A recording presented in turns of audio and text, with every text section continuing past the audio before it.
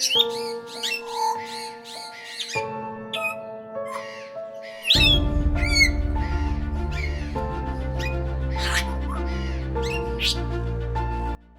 باللہ من الشیطان الرجیم بسم اللہ الرحمن الرحیم اللہم صلی علی سیدنا و مولانا محمد وعلی آل سیدنا و مولانا محمد وبارک وسلم۔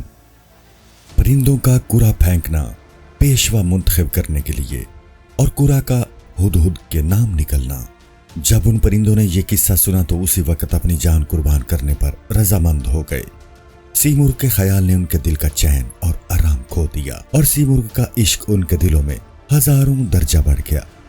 انہوں نے سیمرغ کو تلاش کرنے کا مصمم ارادہ کر لیا اور یہ راستہ طے کرنے کے لیے تیار ہو گئے۔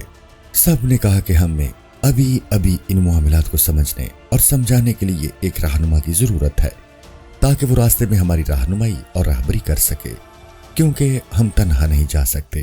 اس راستہ میں رہنمائی کرنے کے لیے نہایت عقل مند حاکم چاہیے تاکہ وہ اس گہرے سمندر یعنی خطرناک راستوں کو عبور کر سکے۔ ہم دل و جان سے اپنے افسر اور حاکم کا حکم مانیں گے، اچھا برا وہ جو حکم بھی دے گا ہم اس کی اطاعت کریں گے تاکہ آخرکار اس فخر و غرور کی دنیا سے ہماری گیند کوہ و کاف پر جا پڑے، یعنی ہم کوہ کاف تک پہنچ جائیں، اس بلند مرتبہ سورج کا ذرہ ہمیں مل جائے اور سیمرغ کا سایہ ہم پا لیں۔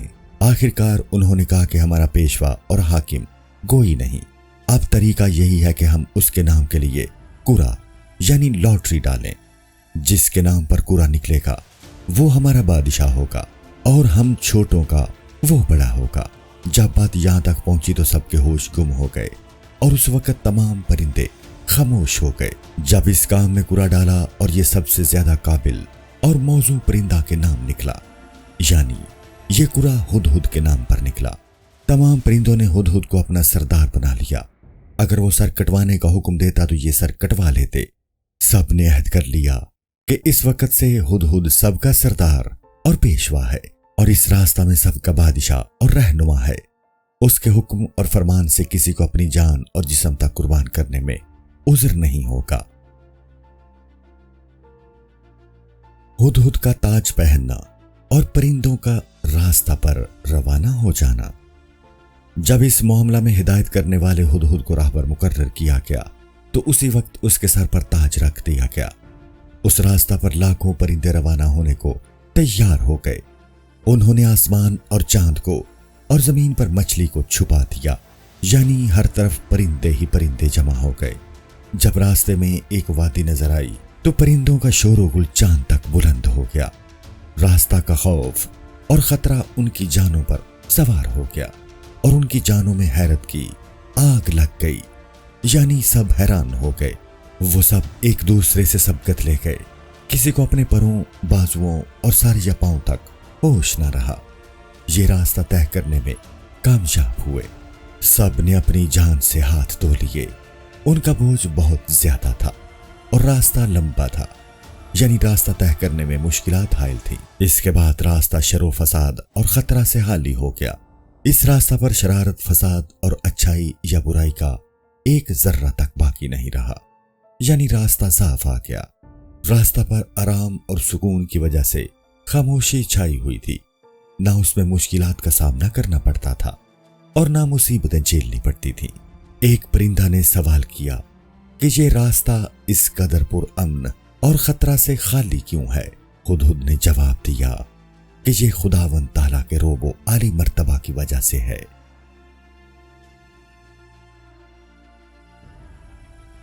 بایزید بسطامی کا ایک چاندنی رات میں باہر نکلنا۔ حضرت بایزید بسطامی ایک بہت بڑے صوفی تھے۔ آپ کا انتقال 260 ہجری میں ہوا۔ آپ کا قول تھا کہ میں ایک بحر بے کرا ہوں، نہ جس کی ابتدا ہے نہ کوئی انتہا۔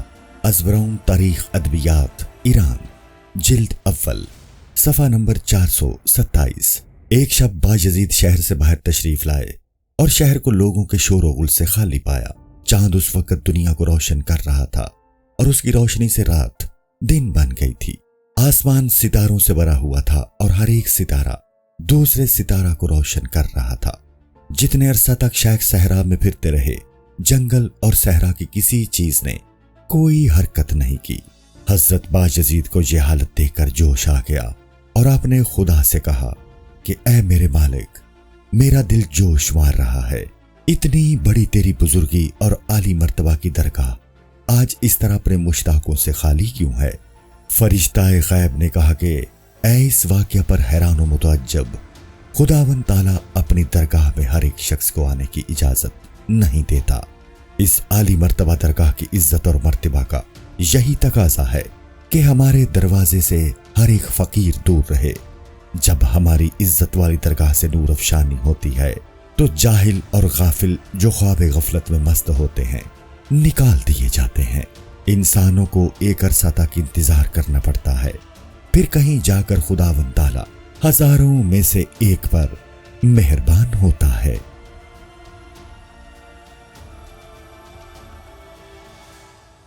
हिकायत रास्ता के खौफ से चिल्लाने की और हुदहुद के तख्त पर बैठने की। तमाम परिंदे रास्ता के खौफ और खतरा की वजह से चिल्लाने लगे और उनके बालों पर खून में भर गए। वो एक रास्ता चल रहे थे कि उसकी इंतहा की खबर तक नहीं थी। गोया उन्हें एक ऐसा दर्द लाहिक था कि उसका इलाज समझ में नहीं आता था।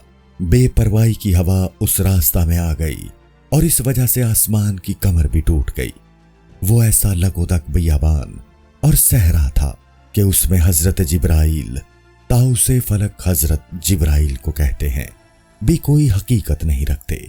जब हजरत जिब्राइल को वहां कोई वक़्त नहीं दी जाती तो फिर दुनिया के दूसरे परिंदे उस रास्ता पर कैसे चल सकते हैं? जब वो परिंदे इस रास्ता से डरे तो सब एक जगह जमा हो गए। ये सब मिलकर हुदहुद के पास आए। ये तमाम मदहोश थे और हुदहुद से पूछना चाहते थे। फिर उन्होंने हुदहुद से कहा कि ऐ भेदों के जानने वाले, अगरचे हमें बादशाह के सामने बेअदब और गुस्ताख नहीं होना चाहिए। तू हजरत सुलेमान अलैहिस्सलाम की खिदमत में बहुत ज्यादा रहा है और बादशाह सुलेमान की मसरद हुकूमत पर बैठा है। तुझे बादशाहों के अदाब महफिल तमाम मालूम है और तू खौफ व खतर के मुकामात से भी वाकिफ है।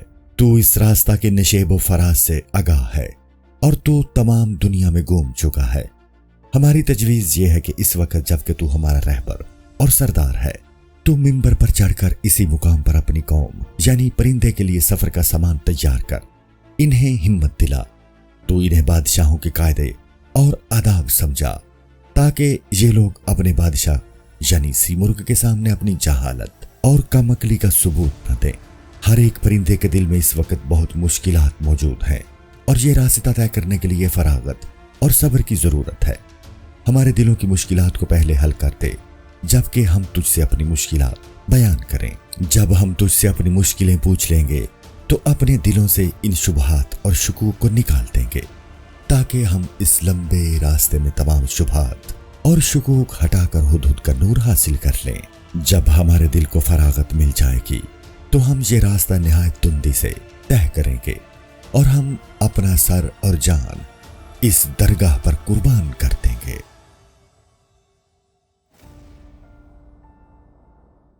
हुदहुद का तख्त पर बैठना और बात करना। इसके बाद हुदहुद ने बातें करनी शुरू की और मिंबर पर बैठ गया। जब ताजदार हुदहुद तख्त पर बैठा, जिसने भी उसका चेहरा देखा उसकी किस्मत जाग गई। बुलबुल और चकोर का मिलकर शोर मचाना। हुदहुद के सामने हजारों परिंदों से भी ज्यादा परिंदों ने सफ बांध ली। बुलबुल और चकोर साथ आईं ताकि दोनों मिलकर गाएं। दोनों ने मिलकर उस वक्त गाना शुरू किया और इन दोनों की वजह से दुनिया में शोर मच गया। जिस किसी के कान में उनकी आवाज गई वो बेकरार और मदहोश हो गया। हर शख्स की ऐसी हालत हुई कि ना वो अपने आपे में था और ना उसे अपना होश था। एक परिंदे का हुदहुद से सवाल। इसके बाद हुदहुद ने बोलना शुरू किया और हकीकत व मानी बयान किए। एक ने सवाल किया कि ऐ सबसे सबकत ले जाने वाले, तू सच्चाई में हम सबसे सबकत क्यों कर ले गया, जबकि तू हम जैसा परिंदा है और हम तुझ जैसे हैं। تو پھر ہم میں اور تیرے میں فرق کیوں کر پیدا ہوا؟ ہمارے جسم اور جان سے ایسا کون سا گناہ سرزد ہو گیا تھا کہ تیری قسم تو گناہوں سے پاک و صاف ہے اور ہمارے حصے میں درد و غم آیا ہے۔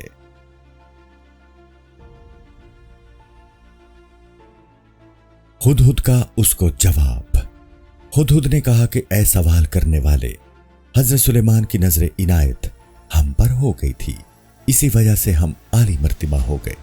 یہ عزت نہ ہمیں سونے سے ملی ہے نہ چاندی سے، یہ صرف حضرت سلیمان کی ایک نگاہ کا نتیجہ ہے۔ کوئی اتنی عزت صرف بندگی اور اطاعت سے حاصل نہیں کر سکتا، کیونکہ دیکھ لے شیطان نے کس قدر اطاعت کی اور پھر اس پر عذاب نازل ہوا۔ شیطان پہلے فرشتوں کا استاد تھا، لیکن حضرت آدم علیہ السلام کو سجدہ نہ کرنے کی وجہ سے اس پر عذاب نازل ہوا اور مردود قرار پایا۔ اور اگر کوئی یہ کہے کہ اطاعت کی ضرورت نہیں ہے تو اس پر ہر وقت خدا کی درگاہ سے لعنت ہوگی۔ تو ایک لمحہ کے لیے بھی اطاعت اور بندگی کو مت چھوڑ، لیکن بعد میں اس بندگی کو فروخت مت کر، اس کا صلہ اور اجر مت مانگ۔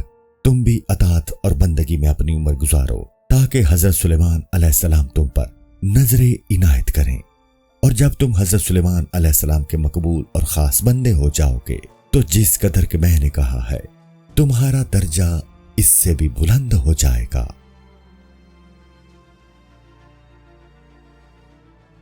سلطان محمود کی شکاری کے لڑکے سے شرکت کی حکایت۔ ہدہد نے کہا کہ اتفاقاً ایک روز سلطان محمود اپنے لشکر سے علیحدہ ہو گیا تھا۔ وہ اکیلا گھوڑا دوڑا رہا تھا۔ اس نے دریا کے کنارے ایک بچہ دیکھا۔ اس نے اپنا جال دریا کے دھارے پر ڈالا تھا۔ بادشاہ نے اسے سلام کیا اور اس کے سامنے جا بیٹھا۔ بچے کو سلطان نے غمگین بیٹھا ہوا دیکھا اور اسے خستہ دل اور رنجیدہ پایا۔ سلطان نے پوچھا کہ اے بچے، تو غمگین کیوں ہے؟ میں نے تو سا رنجیدہ کسی کو نہیں دیکھا۔ لڑکے نے جواب دیا کہ اے ہنر والے سردار، ہم اس وقت بے باپ کے 4 لڑکے ہیں، یعنی باپ مر گیا ہے۔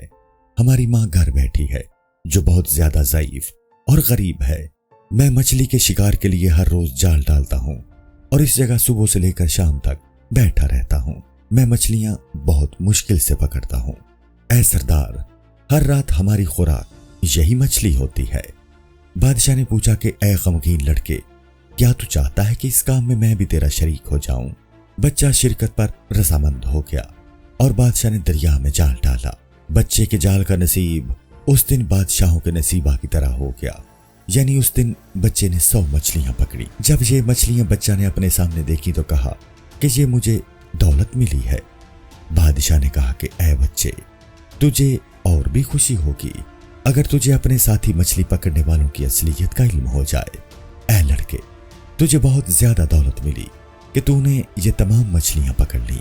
یہ تیری دولت اور نصیبہ صرف میری وجہ سے ہے، کیونکہ تیرا ماہی گیر بادشاہ ہے۔ بادشاہ اتنا کہہ کر گھوڑے پر سوار ہو گیا۔ لڑکے نے اس سے کہا کہ ان مچھلیوں میں سے اپنا حصہ لے لے۔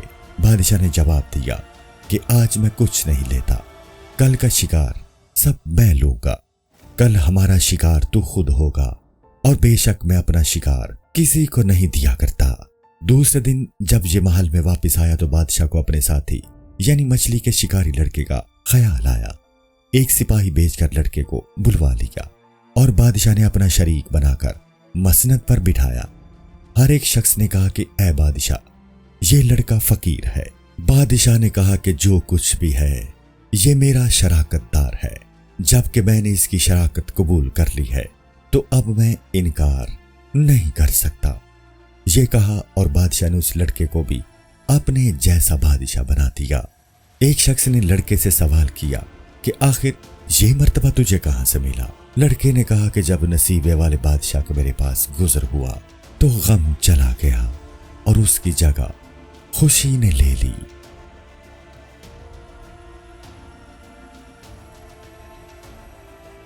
اس خونی کی حکایت کی جسے جنید رحمت اللہ علیہ نے خواب میں دیکھا تھا۔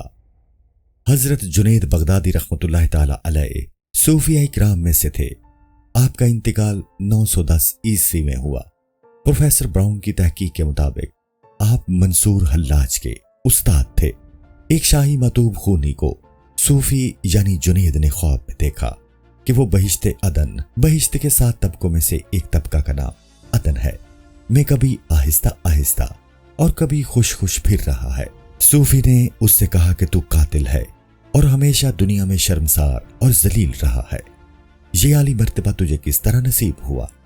تیرے افعال اور اعمال سے تو یہ جنت نہیں مل سکتی۔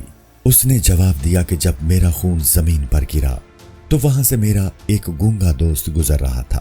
اس پیر طریقت نے پوشیدہ طور پر آنکھ جھپکتے میں مجھ پر نظر عنایت کر دی۔ یہ عزت اور ایسی ہزاروں عزتیں مجھے صرف اس ایک نظر کی وجہ سے ملی ہیں۔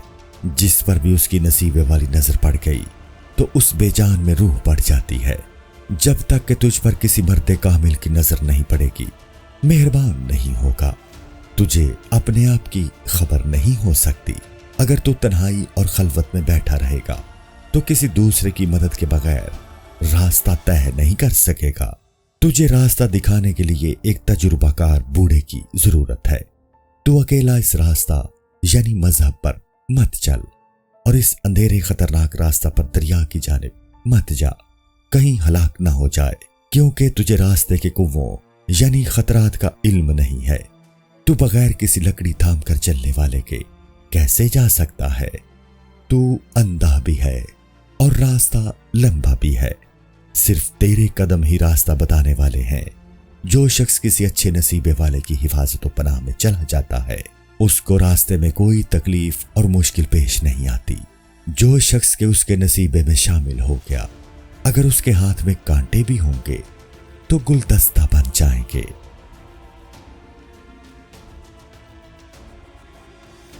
سلطان محمود کی ایک کانٹے اٹھانے والے بوڑھے کے ساتھ حکایت۔ سلطان محمود ایک روز شکار میں اتفاقاً اپنے لشکر سے جدا ہو گیا۔ ایک بوڑھا کانٹے اٹھانے والا اپنا گدھا ہانک رہا تھا، اس پر سے کانٹے زمین پر گر پڑے اور بوڑھا پریشانی میں سر کھجانے لگا۔ محمود نے اسے اس مصیبت میں دیکھا کہ اس کا بوجھ تو گر پڑا ہے اور وہ حیران کھڑا ہے۔ محمود نے اس سے کہا کہ اے بے قرار بوڑھے، کیا تجھے کسی مدد کرنے والے کی ضرورت ہے؟ اس نے کہا کہ ہاں اے گھوڑے سوار، مجھے ایک مددگار کی ضرورت ہے۔ اگر تو میری مدد کر دے گا تو تیرا کیا بگڑ جائے گا؟ میرا فائدہ ہو جائے گا اور تیرا اس سے کوئی نقصان نہیں ہوگا۔ تیرے خوبصورت چہرے سے تو اچھے نصیب والا معلوم ہوتا ہے، اور خوبصورت لوگ اگر مہربانی کرتے تو کچھ تعجب کی بات نہیں ہے۔ وہ بادشاہ مہربانی فرما کر اپنے گھوڑے سے اترا اور اپنے ہاتھ کانٹوں کے نیچے اس طرح لے گیا گویا وہ پھول تھے۔ اس بلند مرتبہ بادشاہ نے اس بوڑھے کا بوجھ گدھے پر لدوا دیا اور پھر اپنا گھوڑا اپنے لشکر کی طرف موڑ لیا اور اپنے لشکر والوں سے کہا کہ میرے پیچھے پیچھے ایک بوڑھا کانٹے اٹھانے والا اپنے گدھے کو لے کر آ رہا ہے، تم اس کا راستہ چاروں طرف سے روک لو تاکہ وہ مجھے دیکھ لے اور میں اسے دیکھ لوں۔ تمام لشکر والوں نے مل کر اس بوڑھے کا راستہ روک لیا اور اس کا راستہ سوائے بادشاہ کے قریب جانے کے کوئی اور نہ رہا۔ بوڑھے نے اپنے کمزور گدھے سے کہا، میں کس طرح جاؤں؟ یہ فوج بہت ظالم ہے۔ اگرچہ وہ ڈر رہا تھا لیکن اس نے بادشاہ کا خیمہ دیکھا اور بادشاہ کے قریب ہو کر جانے کا راستہ بھی دیکھ لیا۔ وہ بوڑھا اپنا گدھا ہانکتا ہوا بادشاہ کے قریب پہنچا اور جب اس نے بادشاہ کو دیکھا تو فوراً شرمندہ ہو گیا۔ اس نے چھتر کے نیچے ایک مانوس اور آشنا شکل دیکھی کہ وہ مشکل کے وقت اس سے مہربانی کے ساتھ پیش آئی تھی۔ بوڑھے نے کہا کہ اے خدا، میں اپنا ماجرا کس سے بیان کروں؟ میں نے سلطان محمود کو اپنا مزدور اور بوجھ اٹھانے والا بنایا ہے۔ بادشاہ نے اس سے پوچھا کہ اے میرے بوڑھے، تیری کیا حالت ہے؟ مجھ سے بیان کر۔ بوڑھے نے کہا، تو میرا حال خوب جانتا ہے، مجھ سے ناراض مت ہو اور میرے حال سے ناواقفی یعنی تو جاہل عارفانہ مت برت۔ میں ایک بوڑھا ہوں جو ببول کے درخت کی لکڑیاں اور کانٹے اٹھاتا پھرتا ہوں اور میں رات دن جنگل میں لکڑیاں جمع کرتا ہوں۔ میں لکڑیاں بیچ کر روکھی روٹی کھا لیتا ہوں۔ اگر تو چاہے تو مجھے روٹی بخش سکتا ہے۔ بادشاہ نے کہا کہ اے غمگین و مغموم بوڑھے، تو مجھے قیمت بتا تاکہ تیرے کانٹوں کے عوض میں سونا دے دوں۔ بوڑھے نے کہا کہ اے بادشاہ، یہ کانٹے مجھ سے سستے مت خرید، میں انہیں اشرفیوں کی 10 تھیلیوں سے کم میں فروخت نہیں کروں گا۔ लश्कर वालों ने कहा कि ऐ बेवकूफ, खामोश हो जा। इन कांटों की कीमत 2 जौ के दाने हैं, इन्हें सस्ता फरोख्त कर। बूढ़े ने कहा कि अगरचे इनकी कीमत 2 जौ के दानों बराबर है, लेकिन सुल्तान महमूद जैसा खरीदार बार बार नहीं। जब सुल्तान महमूद जैसे खुशकिस्मत शख्स ने मेरे कांटों को हाथ लगा दिया तो मेरे कांटे हजारों बागों जैसे हो गए। जो ऐसे कांटों को खरीदना चाहता है वो हर एक कांटे को 1 दिनार में खरीदेगा, लेकिन मेरी किस्मत बहुत ज्यादा नामुराद और खराब है कि सुल्तान ने कांटों जैसी हकीर चीज को छुआ। अगरचे ये कांटे बहुत सस्ते बिकते हैं, लेकिन जब इनको सुल्तान महमूद ने छू लिया तो इनकी कीमत सैकड़ों जानों के बराबर है।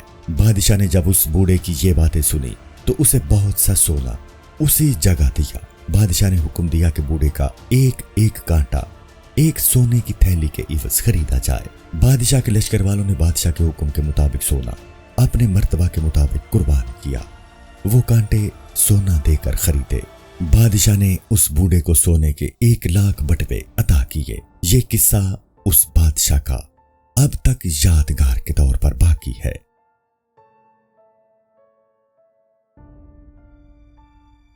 एक दूसरे परिंदा का सवाल हुदहुद से कमजोरी के मुताल्लिक।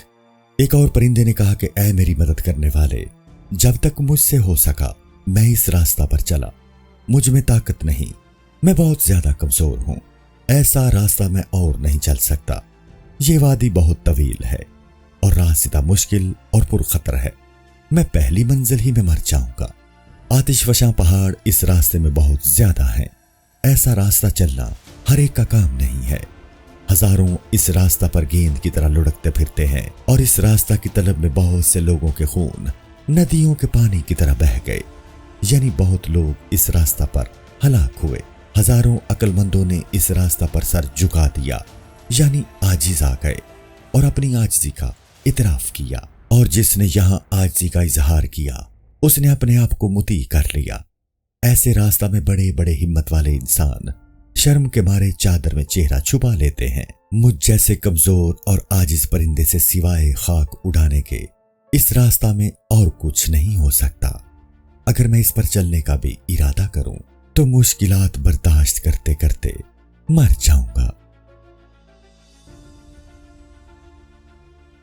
हुदहुद का उसकी कमजोरी के मुतालिक जवाब।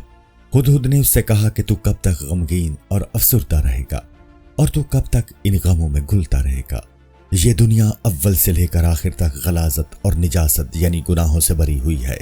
दुनिया इसके पीछे मारी मारी फिरती है, जबकि इस दुनिया में तेरी इज्जत बहुत कम है। ख्वाह तू जिंदा रहे या मर जाए, दोनों हालत में तू एक सा है, यानी तेरी किसी को परवाह नहीं होगी। लाखों लोग दुनिया में जर्द कीड़ों की तरह उस दुनिया के गमों अंदोह में मर जाते हैं। हम भी मुश्किलात में मरना चाहते हैं, यानी इस रास्ता की मुश्किलात बर्दाश्त करके मरना चाहते हैं। और इस रास्ता पर मरना गुनाहों की दुनिया में मरने से बेहतर है। इस दुनिया की तलब और ख्वाहिश हाँ मैं करूं या तू, दोनों के लिए गुनाह है। और अगर हम सी मुर्ग के गम और इश्क में मर जाएं तो ये बिल्कुल दुरुस्त है। चूंकि दुनिया में बहुत से गुनाह हैं, एक और गुनाह इसी किस्म का है। अगर कोई इश्क की वजह से बदनाम और रुस्वा है तो वो बंगी यानी कनास और हमाम नहलाने वाले से बेहतर है। लाखों लोग जर्द कुत्ते की तरह इस दुनिया के गमों अंदोह में रो रो कर जान दे देते हैं। ये मान लिया कि ये सौदा यानी इसी रास्ते पर चलना चोरी और डाका जनी से कम फायदामंद है। ख्वाह तू इस सौदे को कम ख्याल करे, मुझे ये कम ही बहुत ज्यादा है। अगर तू इस सौदे को कबूल करके अपना दिल दरिया की तरह कुशादा और वसी कर ले तो हर वक्त तेरे दिल में एक नया शौक पैदा होगा। अगर कोई तुझसे कहे कि तेरी सी मुर्ग तक पहुंचने की ख्वाहिश सिर्फ धोखा है, जब तू वहां पहुंचेगा तो वहां कोई भी ना होगा। अगर इस धोखे की हवस यानी सी मुर्ग तक पहुंचने की ख्वाहिश में मैं अपनी जान भी दे दूं तो इस तरह जान देना उससे बेहतर है कि मैं किसी दुनियावी कारोबार पर वक्त जाया करूं। हम अपने इरादा से एक लम्हा के लिए भी बाज नहीं आएंगे। दुनिया की ये बातें देखते और सुनते रहेंगे। हमारा काम दुनिया वालों की तकलीफ में इजाफा करने की वजह से और भी ज्यादा सख्त हो गया है। अफसोस है इन दुनिया के फकीरों की हालत पर। जब तक हम इस दुनिया में नहीं मरेंगे उस वक्त तक हमारा दिल इस दुनिया की चीजों में फंसा रहेगा। जो शख्स के इस दुनिया में मुर्दा बनकर नहीं रहता یعنی تمام دنیاوی تعلقات سے قطع تعلق نہیں کرتا۔ خدا اسے موت دے یعنی بد دعا، وہ اس راز سے واقف نہیں ہو سکتا۔ بڑے بڑے عزت و احترام والے اس جان کے راز سے واقف ہوتے ہیں، اور جو لوگ دنیاوی تعلقات میں پھنسے ہوتے ہیں وہ اس راستہ پر نہیں چل سکتے۔ اگر تو مردوں جیسی ہمت رکھتا ہے تو اس راستہ پر قدم رکھ، عورتوں کی طرح تو ہمت نہ ہار۔ تو اس بات کا یقین رکھ کہ تیری سی مرغ کو تلاش کرنے کی حوث کفر تک جا پہنچے گی، یعنی اس راستہ میں تجھے کفر تک اختیار کرنا پڑے گا۔ یہ کام بہت مشکل ہے، اسے معمولی کام مت سمجھ۔ جس شخص کے عشق کے درخت میں پتے اور پھل نظر آئے اس سے کہو کہ اپنا سر نیچا کر لو، یعنی عشق میں کسی کو راحت و چین نہیں ملتا۔ جو عشق میں مطمئن نظر آئے اس کا عشق جھوٹا ہے۔ عشق جب کسی کے سینہ پر اپنی منزل بنا لیتا ہے تو وہ شخص اس زندگی کے راز سے واقف ہو جاتا ہے۔ انسان کو عشق کا درد خون کے آنسو رلاتا ہے، اور یہ سب کے سامنے سر جھکا کر شرمندہ چلتا ہے، رسوا اور بدنام ہو جاتا ہے۔ ایک منٹ کے لیے بھی عشق پیچھا نہیں چھوڑتا اور ہر وقت قصاص و خون بہا طلب کرتا ہے، یعنی انسان کی جان مانگتا ہے۔ اگر یہ پانی بھی دیتا ہے تو رلا رلا کر، اور اگر روٹی دیتا ہے تو اس میں خون ملا کر۔ بہت مشکل کے بعد اگر عاشق کمزوری کی وجہ سے چیونٹی سے بھی زیادہ کمزور اور ناتواں ہو جائے، لیکن عشق پھر بھی شور و غوغا مچاتا رہتا ہے۔ اگر عاشق دھوبی ہوتا ہے تو اسے سورج اور دھوپ دکھائی نہیں دیتی، اور اگر زمیندار اور کاشتکار ہوتا ہے تو اسے پانی کا خیال نہیں رہتا، یعنی انسان اپنے فائدے کو بھول جاتا ہے۔ انسان جب خطرے کے سمندر میں پڑ جاتا ہے تو بغیر تکلیف کے یہ روٹی کا ایک لقمہ تک نہیں کھا سکتا۔ السلام علیکم۔ پوری کتاب دیکھنے کے لیے ہمارے یوٹیوب چینل صوفی سما کی پلے لسٹ میں جائیں۔ یہاں آپ کو مختلف بزرگوں کی کتابیں ملیں گی، اور جو کتاب پوری نہ ہوئی اس پر کام تیزی سے ہو رہا ہے اور ریگولر بیسس پر اپلوڈ ہوتی رہتی ہیں۔ آپ سے گزارش ہے کہ آپ ہمارے یوٹیوب چینل کو سبسکرائب کر لیں اور بیل نوٹیفیکیشن پر کلک کر لیں تاکہ ہماری آنے والی کتابیں آپ کو ملتی رہیں۔ جزاک اللہ خیر۔